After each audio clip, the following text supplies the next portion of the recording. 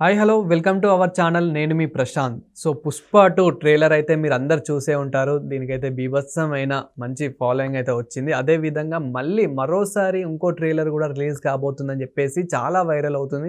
చాలా వినిపిస్తుంది. మరి ఇంతకీ దీనికి రీజన్ ఏంటి? ఆల్రెడీ మనకి ట్రైలర్ అయితే రానే వచ్చేసింది.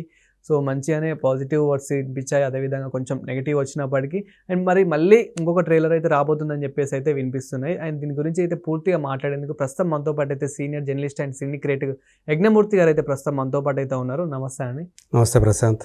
సరే, ఏంటి ఇది 'పుష్ప 2' ట్రైలర్ మళ్ళీ ఇంకొక ట్రైలర్ రాబోతుందని చెప్పేసి చాలా వినిపిస్తున్నాయి. నిజంగానే మరి ట్రైలర్ వస్తుందా? అండ్ వస్తే ఎలా ఉండబోతుంది?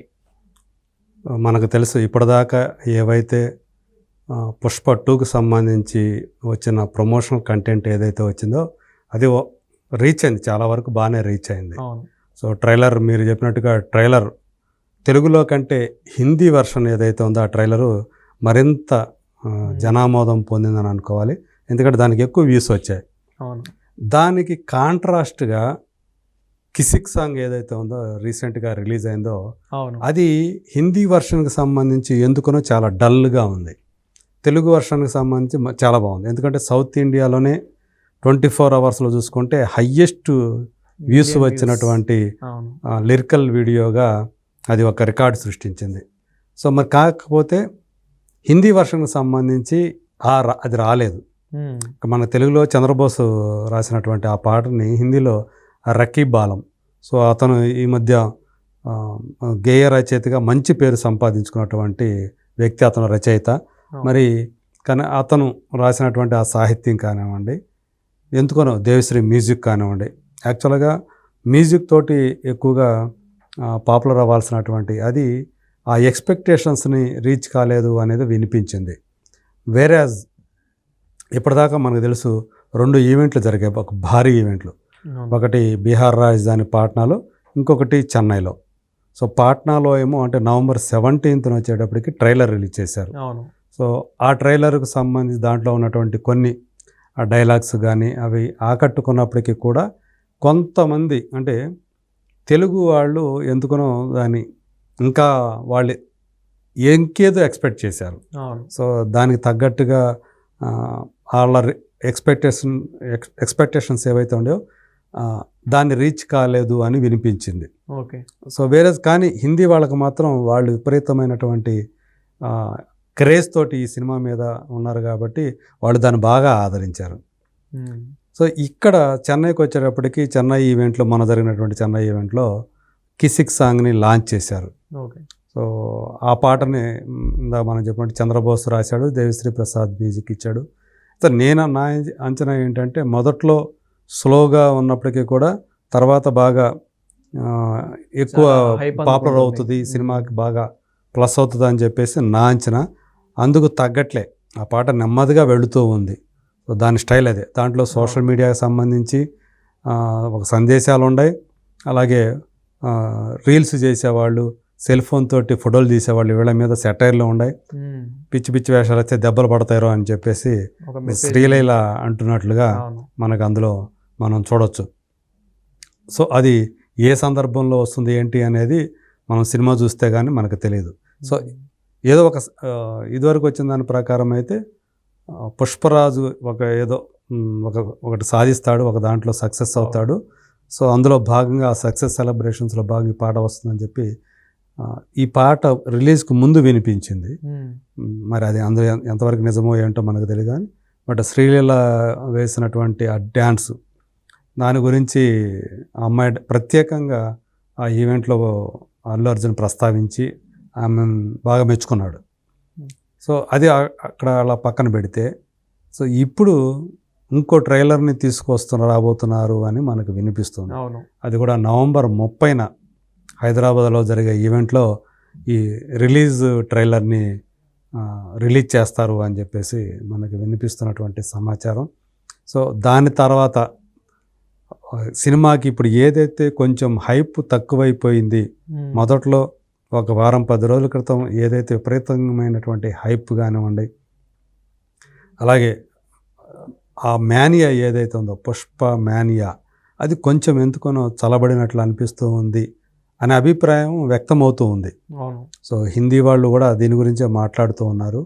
సో అందు గురించే ఈ హైప్ని పెంచడం కోసం, ఆ మాన్యాన్ని మరింత పెంచడం కోసం ఈసారి మరింత జాగ్రత్తగా ఇంకొక ట్రైలర్ కట్ని జాగ్రత్తగా చేయబోతున్నారు. 30th అది రిలీజ్ చేస్తారని చెప్పేసి మనకి అందుతున్నటువంటి సమాచారం. సో ఇంకా యాక్చువల్గా బెంగళూరు, కొచ్చి, ముంబై, హైదరాబాదులో ఈవెంట్స్ జరగాలి. సో ఇప్పుడు ఇమీడియట్గా కొచ్చిలో జరగబోతూ ఉంది.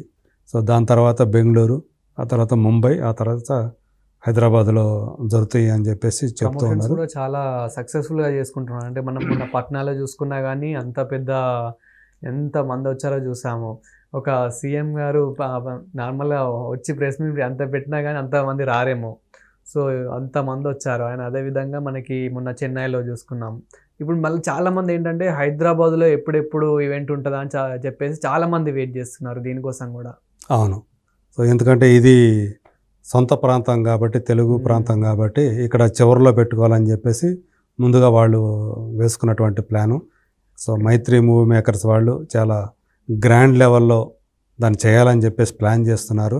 కాకపోతే ఇదివరకు హైదరాబాద్లో కొన్ని ఈవెంట్ల విషయంలో జరిగినటువంటి ఇబ్బందులు ఏవైతే ఉండేవో మనకు తెలుసు.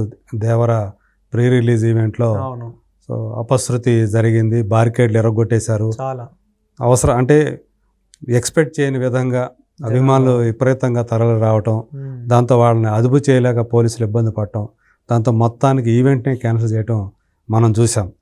అందుగురించే దాన్ని దృష్టిలో పెట్టుకొని సో గవర్నమెంట్ కూడా అంటే పకడ్బందీ అక్కడ అంటే అభిమానులకు సంబంధించి ఏదైతే జాగ్రత్తలు తీసుకోవాలో, ఎలాంటి అవాంఛనీయ ఘటనలు జరగకుండా, వాళ్ళు ఎవరికి కూడా ఇబ్బందులు కలగకుండా. ఎందుకంటే ఒక్కోసారి తొక్కిసలాట జరిగిపోతాయి.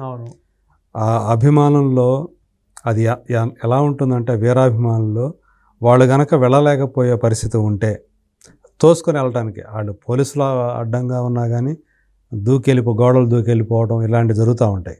సో మొన్న జరిగింది కూడా అంతే. పోలీసులు పక్కన ఉన్నా కానీ ఈ బారికేడ్లు ఏవైతే పెట్టారో వాటిని అన్నిటినీ కూడా నెట్టేసుకుంటూ వెళ్ళిపోయే పరిస్థితి కనపడింది. అది చూసి ఇంకా వాళ్ళకి చెప్పేశారు పోలీసులు, ఇంకా ఆపేసేయండి అని చెప్పి. సో అప్పటికి ఇంకా ఎవరు ఒక త్రివిక్రమ్ శ్రీనివాస్ తప్ప మిగతా ఎక్కువ మంది రాలేదు కాబట్టి సరిపోయింది. ఆయన అందరికంటే ముందు వచ్చాడు ఆయన. ఆ హీరోయిన్ కూడా ఎవరు రాలే అప్పటికి ఇంకా ఆ స్టేజ్ దగ్గరికి.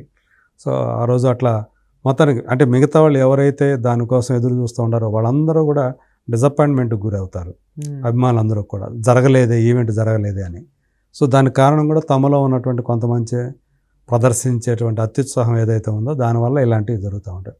మరి సో వీటిని దృష్టిలో పెట్టుకొని మరి తెలంగాణ గవర్నమెంట్ ఆ ఈవెంట్కి అనుమతి ఇస్తుందా లేదా, ఎక్కడ పెడుతున్నారు ఏంటనేది ఇంకా మనకైతే స్పష్టత రాలేదు. సో ఏదేమైనప్పటికీ మంచి గట్టి భద్రతాపరమైనటువంటి అన్నీ కూడా చూసుకొని ఆ చర్యలు కూడా చూసుకొని ఉంటే కనుక సెక్యూరిటీ ఉంది అనుకుంటేనే అలాంటి అనుమతులు ఇచ్చే అవకాశం అయితే ఉంది. మరి చూడాలి. నవంబర్ 30న మనకి ఇప్పటివరకు అందుతున్న సమాచారం ప్రకారం నవంబర్ 30న హైదరాబాద్లో ఈవెంట్. పాట్నాలోనే జరిగింది కదా. అవును.